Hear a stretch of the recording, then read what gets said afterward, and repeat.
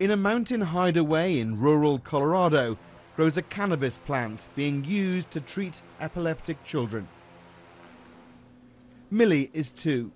She used to have dozens of seizures every day, but her rare form of epilepsy has been calmed by a cannabis oil that doesn't make her high.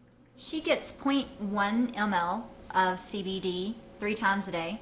Legally, Nicole couldn't do this in Tennessee, where the family lived.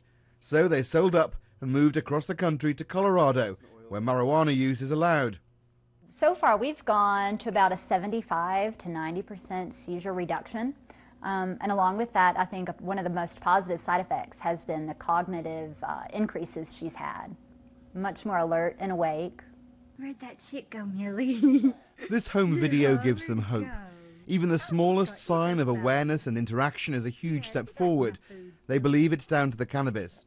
After all that we had been through with her over the past 18 months, the decision to move out here and use medical cannabis at that point was very easy. We had exhausted all possibilities, so this was kind of our last shot. There are different elements to every marijuana plant. This strain used to be known as hippie's disappointment because people who smoked it didn't get very high. But it turns out it contains a huge amount of a substance called CBD, which appears to have remarkable medicinal qualities. The strain's been renamed Charlotte's Web after one of the first little girls to be treated. Thousands of families are now on a waiting list for the oil. This here is extracted Charlotte's Web. Jesse Stanley grows the plant and extracts the oil. Although its effect hasn't been scientifically proven, the positive results seen by so many families gives them hope.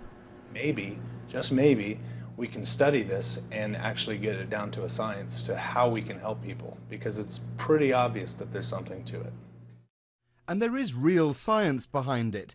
This marijuana is being grown at a secret location in Britain by a pharmaceutical company, which is producing a drug now being trialled in America with the regulator's approval. We have been doing preclinical research in this area for 6 years, so there is some good, solid pharmacologic and scientific rationale for expectations that this may indeed work, but it is too early to say at this point. Hey guys, sorry we're so late. Many people can't wait. Nicole and Penn are just one of over 100 families who've moved to Colorado from all over America for access to Charlotte's Web. We consider ourselves medical marijuana refugees. We've had to abandon our own states in order to get legal access here in Colorado. The more their stories are told, the more people come forward, desperate to help their children's rare epilepsy, even with a medicine that's not been fully tested. Alistair Leithhead, BBC News, Colorado.